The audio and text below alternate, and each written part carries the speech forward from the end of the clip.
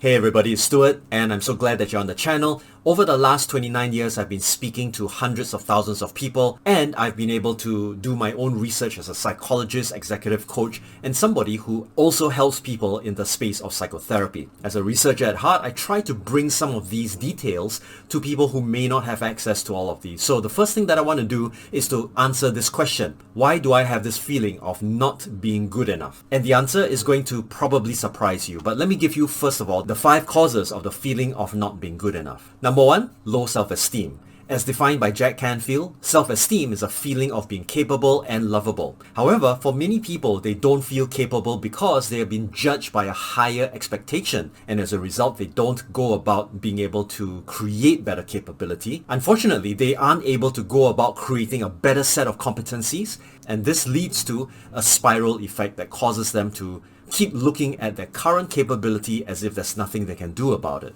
The second thing is not being loved. When you're alienated and ostracized, this feeling is not very good. In fact, this can actually lead down the road of traumatic disorders. One of the ways to increase your self-esteem is to lean into the growth mindset. Everybody understands the growth mindset. It's a concept developed by Professor Carol Dweck from when she was in Stanford. One of the things that she does suggest is that the growth mindset is something that everybody can lean into, as long as you're growth-oriented, learning-oriented, and you're willing to take on that feedback to hone your own capabilities. However, it must mean that you believe that your capabilities are within your own control. Now, how do you develop capabilities? You learn, you watch YouTube videos, you set a project, take action on it, gather some feedback. In fact, there are some very interesting pieces of research that are out there that can actually educate you and help to put you in a better place. The ability for you to utilize your capabilities, though, is also just as important. Imagine you're a fantastic programmer, but you don't have anyone to work for. That's going to be terrible. So I'd highly recommend to raise your self-esteem. Go contribute to people whom you can make a difference to. If you happen to be an artist, develop some pieces of art for a particular individual for free. Gather the feedback and then utilize that feedback to improve your skills and capabilities further. The more you're able to contribute valuable skills and talent, the more people will value you. This is not to say that you can't charge some money for it. The truth is that when you reach a certain point and you're reaching out to the right kinds of people, they will know that you're arriving at a certain level of competency that they need to pay you for. So always look out for people who are appreciative of your capabilities and talents, and stay committed so that you can stand by your performance. Number 2, perfectionism. As mentioned earlier on, there are some people who may hold you to such higher levels of expectation that could cause you to feel that you're not good enough. Sometimes it comes from parenting figures. As a result, you grew up with this idea that you're not good enough and you've been practicing this behavior for decades. So it's necessary for you to begin a journey to challenge those perfectionistic attitudes. For example, I used to think that I wasn't good enough, and I would always tell myself that I wasn't. I'll give excuses in terms of the results that I was achieving and how was anyone going to expect me to improve, especially since I was doing so poorly.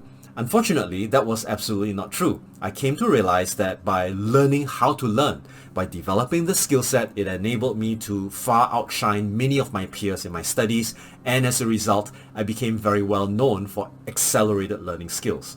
If you've been growing up with very unrealistic expectations of yourself by people in authority, you might need to go and reinvestigate some of these past traumas. Now, of course, traumatic behaviors and perfectionistic attitudes are not quite equivalent, but they can cause the same kind of traumatic disorders. So for example, adverse life events such as seeing your father's property being taken from you, going into bankruptcy, into situations where no matter what you do, you just experience this sense of helplessness and you aren't able to do anything within your current means. This can cause trauma, and post-traumatic stress disorder is one of those things that can result because of these situations. However, we're all part of an ecosystem of circumstances. Sometimes good things happen to us and we're not grateful for those, and sometimes bad things happen to us and we only focus on those. Truth is, both actually do happen, and we need to have a more nuanced and balanced view around us. How do we deal with this then? Well, first and foremost, you have to remember that this video is not a replacement for trauma therapy. I am able to practice counseling in many countries. However, I'm not able to provide psychotherapeutic assistance in some countries. due to rules and regulations. But because of that, you have to seek your own answers too. Now, are you willing to go in and make a list of the things that you feel terrible about? And when you think about that, ask yourself, what is a set of skills that could help you to overcome that? If you could find that set of skills to overcome that, it's likely that you can then spend your time and dedicate your life to developing those capabilities and eventually arrive at a point where you're much, much better. I used to be terrible at speaking, I used to be terrible at leadership, and right now I'm pretty good at speaking, I think, and where leadership is concerned, I'm still growing, but I think I can hold my own. At the end of the day, it's about gradually moving through these difficulties in life in order for you to make that journey complete and fulfilling. Number 4, you'll have societal and cultural expectations of you. Take, for example, places in Romania. I've heard from some friends who live in Romania that the idea of being able to elevate your earnings to beyond $1,000 a month is impossible. And a lot of the time, this societal expectation leads to unsavory behaviors. Individuals start to talk down to people who have a big dream, and this doesn't just happen in places like Romania, they happen in almost every culture.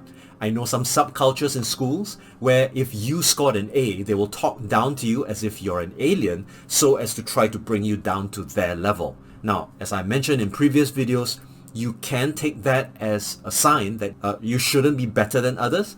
However, you ought to be able to discern the facts from whatever other people are saying. For example, achieving a great result doesn't necessarily mean you're superior. It just simply means that you've got skill sets that are good, that are useful, that are helpful. So what you want to be able to do is to take a nuanced view on these cultures and possibly even expose yourself to other cultures so that they can inform you about the overall worldview and what you ought to think for yourself. The last one is social comparison.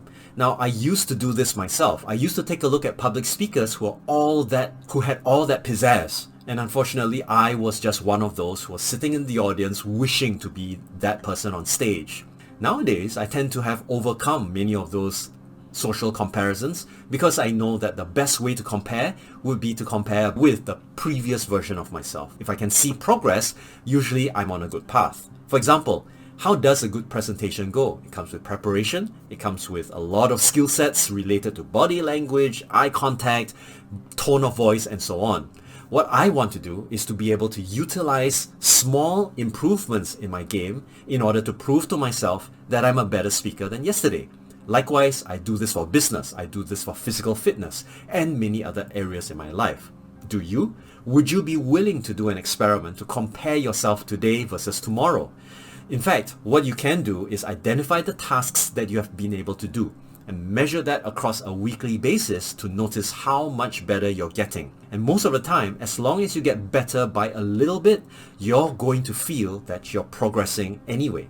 So does it matter whether you're perfect or whether you're effective? Yes, it does. The truth is that there's some places where they require you to be perfect in their context. However, this means that there's a lot of skill development that has to go into the mix. Give yourself a little bit of time. Be reasonable and compassionate with yourself so that you can build the skills and capabilities and know-how so that your next steps will become easier. Now, from a personal note, it has taken me 29 years to be able to speak like this, to be able to lead like this, to be able to even run business the way I do. The way of thinking has not changed, it's just become better. In fact, I always used to believe in my own capabilities. The moment I realized that everything has got to do with skills, all kinds of talent are a kind of skill that has become unconscious. So do you want to develop these unconscious capabilities? If you do, then you have to set a commitment for yourself. Now, if you find that these things are a little bit debilitating and you're unable to get yourself beyond a sense of helplessness, then you need to seek some help. The ability for you to find good therapists who can talk through this way of thinking and guide and shape your thinking are far and few between. However, those who are very well trained in things like cognitive behavior therapy, maybe even neuro-linguistic programming, could help to shape you in a way that you never have been able to see before. After all, if you've always been within your own mind, you'll always think the way you've thought. You need someone else who's of a different way of thinking to challenge your thinking styles, to challenge your reality, and to challenge the way you think about yourself. After all, if you've always been practicing what you've been practicing, you'll always get the results that you've been getting. So identifying new people to hang around with. Instead of isolating yourself and saying that I have no choice, how about going to another country, visiting those people, investing in their culture a little bit, and noticing what they do? How about joining a network so that you can broaden your mind and maybe even notice that there's some people who are more broken than you who've succeeded far further than you. Maybe that might jolt your own motivational drive further. But nonetheless, seek help where you need it. The scientific literature has suggested that those who are more willing to seek help end up feeling less helpless and tend to have the ability to have space for learning and growth as well. So what are your actionables? Are you going to plan for a project to test yourself and challenge yourself to the next level? Are you going to find ways to manage that internal negativity of yours so that you can lean into things which are a little bit more positive and give you a sense of internal encouragement? More importantly, do you want to support yourself? Do you want to encourage and push yourself in a direction that is beneficial for your future? If you do, then what you must do is to make that choice. By utilizing that choice to move forward, you're giving yourself an opportunity that you may never ever have had. Once you're able to lean into a better choice than you did before, you will always get better opportunities. So when you put yourself out there, think about how much more you can do, not just tomorrow or the day after, but rather in months or years at a go. This way, you can keep your sights focused on a much longer term vision, cut yourself a little bit of slack, be more patient with yourself, and apply things that raise your self-esteem, increase your skill sets, become valuable to other people, so that even though you were to encounter trauma, now you have the skill sets to elevate yourself beyond anything that might push you down. So if you like this video, please click the like and subscribe button so that we can reach out to more people who need these kinds of videos. Also, share them with your friends so that together we can elevate people to a level beyond suffering and enable them to take actions for greater abundance.